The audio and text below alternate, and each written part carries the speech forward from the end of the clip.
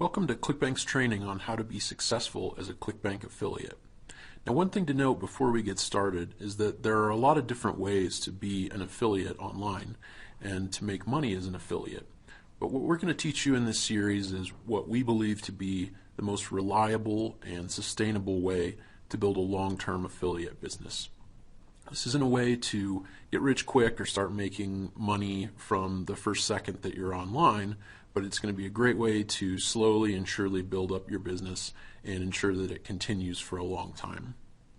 There are going to be 4 steps to this process, and in this video we're going to be talking about the first step and what is probably the most important step in determining whether you're going to be successful or not, and that's choosing your niche.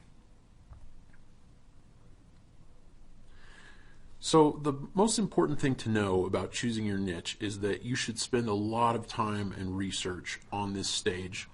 A lot of people want to get started right away. They're really excited and want to jump right in, so they don't spend much time on this step. They just pick a product and immediately start promoting it without thinking about the sustainability of it or whether it's an area they really want to be in. So when you're thinking about this and starting to do your research, there are 3 big questions that you want to ask yourself and put a lot of time and effort into thinking about these. The first question is, what are you interested in? If you're not interested in a subject, you're not going to be able to stick with it. So you really want to put a lot of thought into this before you get started and explore the possibilities of what's out there. The second is, do people spend money in this niche? And we'll talk about how to identify whether people are spending money there in just a minute. And then finally, are there products to promote? You can't very well be a successful affiliate if there are no products for you to actually promote as one. And we'll talk about how to find products and see whether that's possible in this niche. So when you're thinking about what you're interested in and what you might want to promote as an affiliate and build your affiliate business around, there are a ton of different topics that you could go with.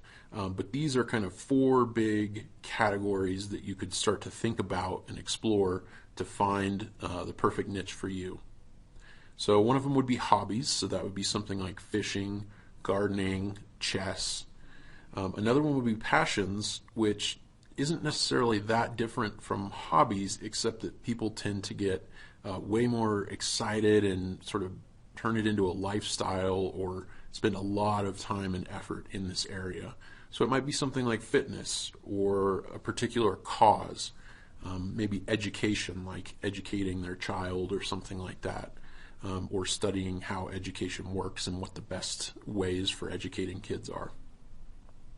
The next one, and this is a huge area, and there are a lot of products out there in this area, is problems. What problems would you like to solve either for yourself or to help people solve in their lives? So these might be things like obesity or depression or making repairs to your home.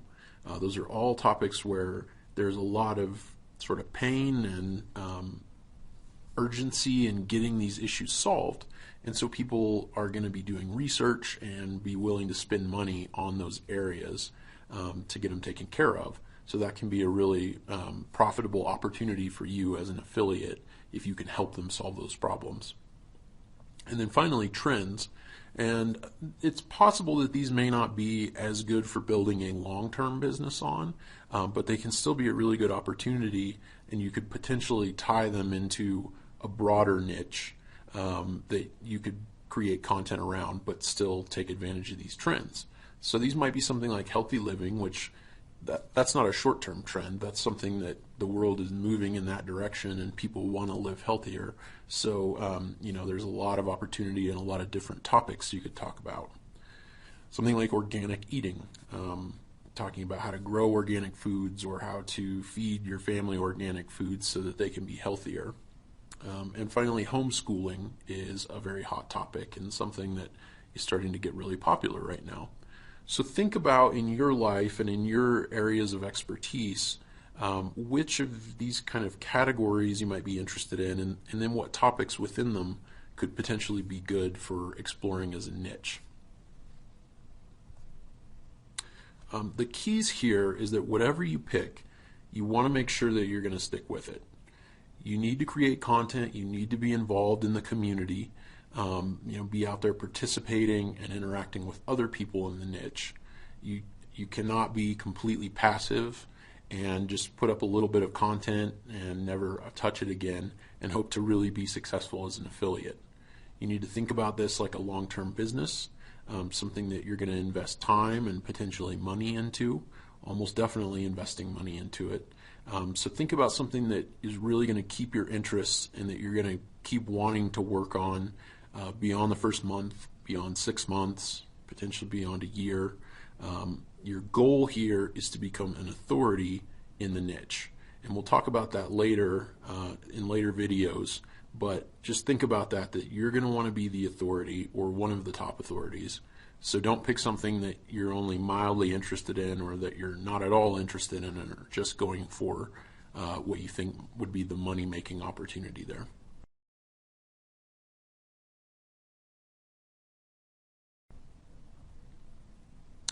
So then the second question is, do people spend money in this niche? People spend money in all kinds of different niches, so the answer is usually going to be yes. There are a few really weird niches that you may not be able to monetize at all, or that people are just going to be looking for information. Like if you're a collector of quotes or something like that, there's probably not really money to be made there, at least as an affiliate. So what you want to look for to see if there is money to be made in the niche are things like advertisers. So it may be billboard advertisers or magazine or newspaper advertisers. The bottom example there you see is Google AdWords advertisers. So if you can see that people are willing to spend money advertising in this niche, then there's almost certainly money to be made in it.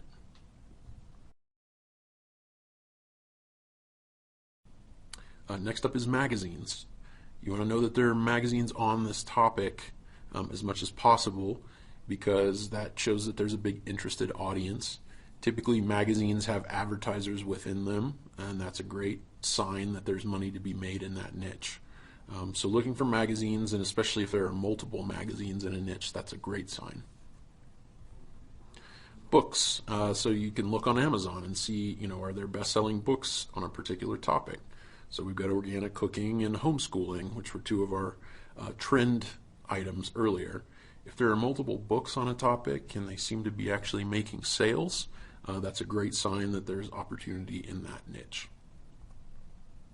And finally, associations and groups.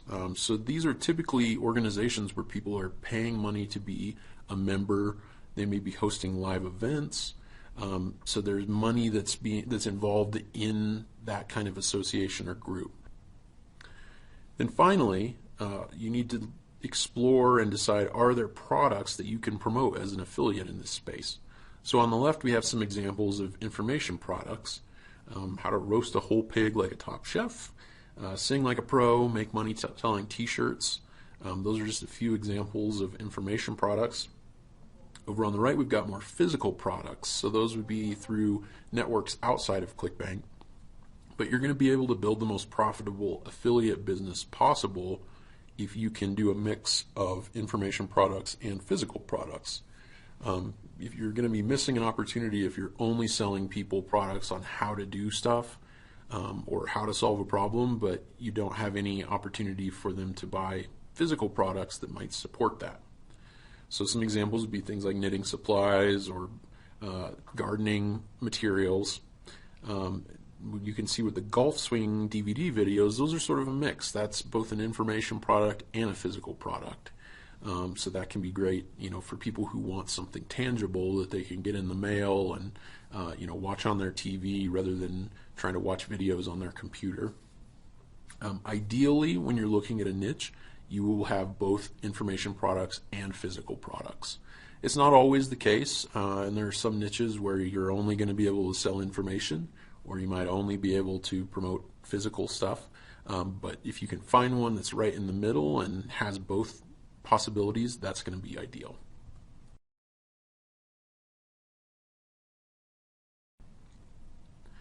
So this is one of the big secrets to success when you're identifying your niche, is that you want to niche down.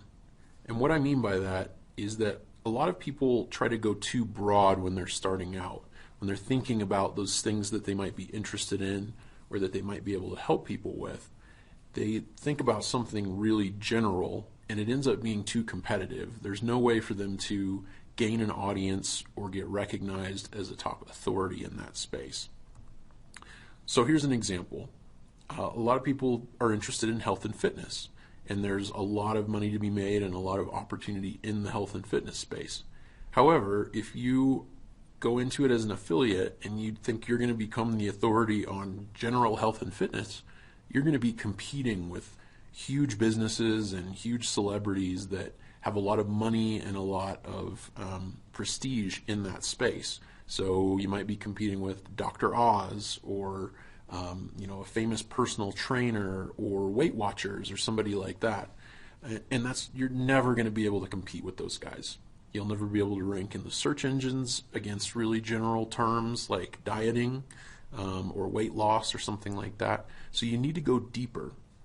And if you can go ideally 2 levels deeper, which I'll kind of explain what that means, and you can see in the example on here, but I'll talk through it.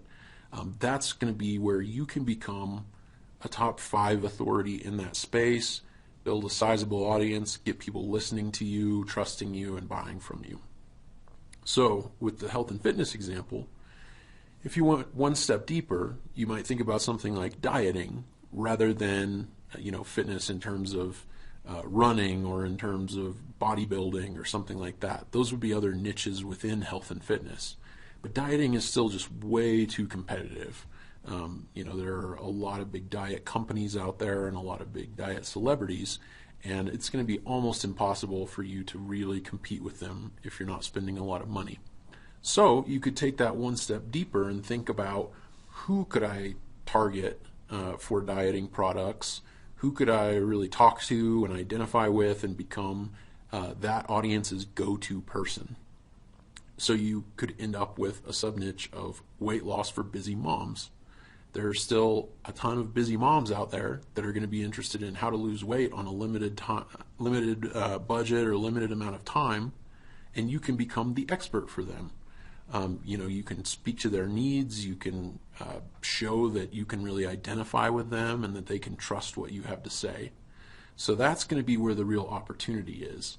You want to make sure that you still have a large enough market to work with, but typically if you go a couple levels deep like that, there's still going to be plenty of people that you could identify with, and that there would be plenty of money to be made in that space. So let's look at a couple more examples. One would be cooking. It's a huge market. It's something a lot of people are interested in, but it's insanely competitive. You're going to be competing with Betty Crocker or with the Food Network or people like that have a lot of money to spend on advertising and branding. So you could go one step deeper and specialize in baking, and that's great, but you're probably still going to be having a hard time really getting noticed with all of the other baking resources that are out there. So you go one step deeper, kind of tap into a specific problem and a specific trend, and then you end up with gluten-free baking. It's going to be so much easier to become the authority on gluten-free baking than it would be on general cooking or general baking. And it's going to be a really motivated audience. They're going to need specific products. They're going to need specific recommendations about what to do. So if you can fill that need, then that's going to be a great opportunity. The final one would be something like sports. If you try to compete, as a general sports website, you're going to be going head-to-head with ESPN or CBS Sports or whoever it might be, and it's going to be just impossible to build a brand as a big sports network. So you could specifically take it down and go with basketball, which is a good topic, but there's still going to be a lot of basketball-oriented websites out there where it's going to be hard to get noticed above all the noise. So you could take it a further sub-niche down and specialize in high school basketball. There are still tons of people that are interested in high school basketball or high school football or whatever it might be, and you can become the real authority there. And then the opportunity there would be, as an affiliate, to promote things like high school coaching programs. So, products that teach high school coaches a series of training exercises or a series of plays that they can run. Or you could promote products that are like fitness and training products for high school athletes. How to jump higher, how to run faster, how to work on their dribbling or their passing. So there are going to be a lot of opportunities there still, even though you've gone a couple of niches deep. So I hope that gives you an idea of what I mean by going 2 steps deep on niches. But really that's where the sweet spot is and the opportunity is, rather than going too broad and just finding that you can't ever break into that space.